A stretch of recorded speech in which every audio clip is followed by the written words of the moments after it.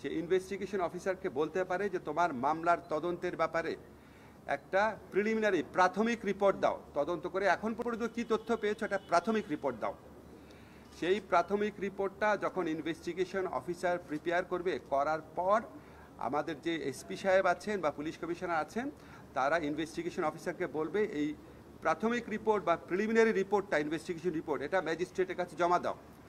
ম্যাজিস্ট্রেটের কাছে জমা দেওয়ার পর ম্যাজিস্ট্রেটের কাছে যদি মনে হয় যে এই মামলার মধ্যে 100 জন লোককে আসামি করা হয়েছে, তার মধ্যে 90 জনের ব্যাপারে কোনো অভিযোগই আসলে নাই, কোনো 90 জনের বিষয়ে কোনো সাক্ষী নাই, কোনো এভিডেন্স নাই, কোনো ইনসাফিসিয়েন্ট এভিডেন্স, যা এভিডেন্স আছে সেটা ধর্তব্যের মধ্যে না, তাহলে উনি সাথে সাথে প্রি ট্রায়াল স্টেজেই ওই মামলা থেকে ওই আসামিদেরকে যাদের বিষয় বা যাদের বিরুদ্ধে কোনো সাবস্ট্যান্টিভ বা সাফিসিয়েন্ট এভিডেন্স নাই তাদেরকে ওই মামলা থেকে মুক্ত করে দিতে পারবেন।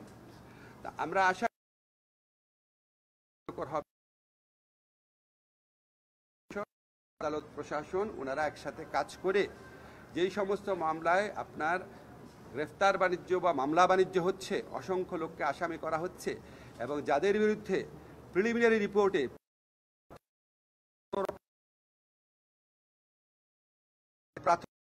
প্রি ট্রায়াল স্টেজে বিচার শুরু করার আগে ডিসচার্জ করে দিতে পারেন। ডিসচার্জ করে দিলে ভুয়া মামলা বা মামলা বাণিজ্য থেকে অনেক লোক আশা করি রেহাই পাবেন। এবং এইটা মানে এটা না যে তদন্ত থেমে থাকবে, তদন্ত থেকে যাদের বিরুদ্ধে কোনো রকম সাবস্ট্যান্টিভ এভিডেন্স নাই তাদেরকে মুক্ত করে দেবেন, ডিসচার্জ করে দেবেন, বাকিদের বিষয়ে তদন্ত চলতে থাকবে।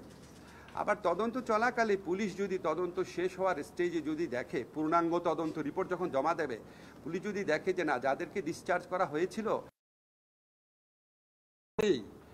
পরবর্তীকালে সাবস্ট্যান্টিভ সাফিসিয়েন্ট এভিডেন্স পাওয়া যাচ্ছে, তখন পুলিশ যে রিপোর্টটা আদালতে জমা দিবে ইচ্ছা করলে ওনারা ওই ব্যক্তিদের নাম যাদের ব্যাপারে পরবর্তীকালে যথেষ্ট অভিযোগ পেয়েছেন তাদের নাম আবার ইনক্লুড করতে পারবেন।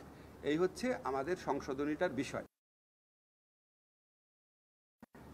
মূলক মামলা থেকে শিকার হচ্ছেন যারা তাদেরকে একটা প্রি ট্রায়াল স্টেজে বিচারপূর্ব স্টেজেই একটা রেহাই দেওয়ার বা অব্যাহতি দেওয়ার চেষ্টা করা, এটা হচ্ছে একটা।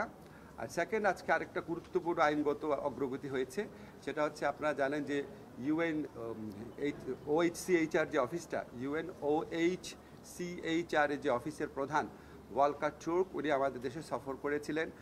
OHCHR আমাদের এখানে একটা জুলাই গণঅভ্যুত্থানকালে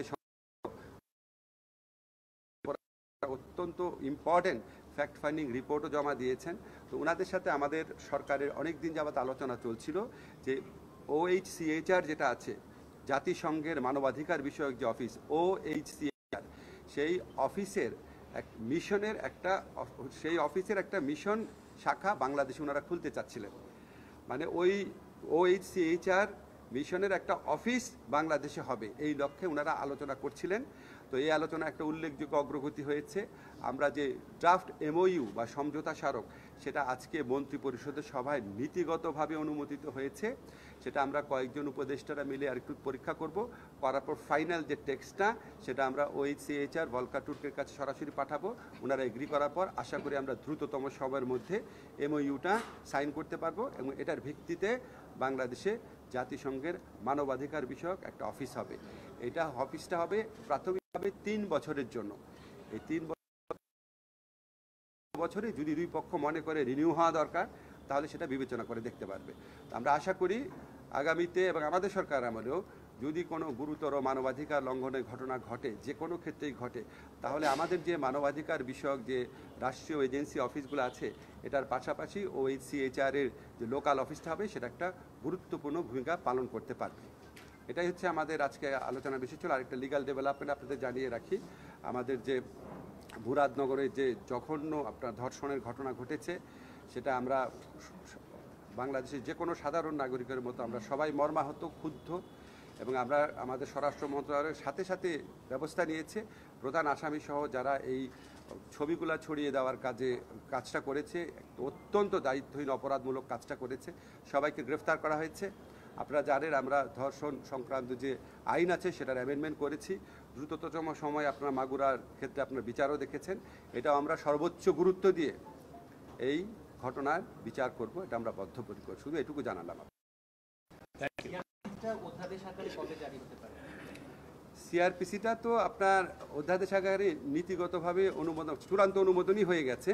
এখন আপনার চূড়ান্ত অনুমোদন হয়ে যাওয়ার পর আইন মন্ত্রণালয় যে লেজিসলেটিভ ড্রাফটিং যে উইং আছে সেখানে ভেটিংয়ের জন্য যায়। ভেটিংয়ের জন্য আপনার একদিন লাগবে, আমরা খুব দ্রুত কাজ করে দিই। আশা করি আগামীকাল গেজেট নোটিফিকেশন হয়ে যাবে, তার মানে আগামীকাল থেকে কার্যকর হবে। প্রাথমিক তদন্তটা কয়দিনের মধ্যে হবে? পুলিশ যে প্রাথমিক তদন্ত রিপোর্টটা ম্যাজিস্ট্রেটের কাছে দিবে, এটা কতদিনের মধ্যে করতে হবে? এটা তো আমরা ধরেন এটা পুলিশের অ্যাডমিনিস্ট্রেটিভ ব্যাপার, ওনারা যখন বসবে আমরা পুলিশ স্বরাষ্ট্র মন্ত্রণালয়কে এম্পাওয়ার করেছি। এম্পাওয়ার করার পর ওনারা সিদ্ধান্ত নেবে প্রশাসনিক সিদ্ধান্তের মাধ্যমে, যে আইনগতভাবে আমার কর্তৃত্ব আছে, আমি তোমারে বললাম, ওনারা সিদ্ধান্ত নেবে এটা 24 ঘন্টার মধ্যে দাও বা এটা 48 ঘন্টার মধ্যে দাও। এক একটা মামলা তো এক এক ধরনের। না, আইনে উল্লেখ করার দরকার নাই, কারণ কোনো মামলা থাকতে পারে 500 আসামি, কোনো মামলা থাকতে পারে 50 জন আসামি। তো সেটা যে সুপারভাইজিং যে পুলিশ অফিসার আছেন, ধরেন এসপি আছেন, পুলিশ কমিশনার আছেন, ওনারা তো বুঝবে। আমরা ওনাদেরকে ক্ষমতায়িত করেছি, সরকার ওনাদেরকে ক্ষমতায়িত করেছে, ভুয়া মামলা আর মামলা বাণিজ্য থেকে মানুষকে রেহাই দেওয়ার একটা সুযোগ করে দিয়েছে। এবং এটা ওনারা কিন্তু সিদ্ধান্ত দিবে না, সিদ্ধান্ত কিন্তু আদালত দিবে। ওনারা প্রাইমারি ইনভেস্টিগেশন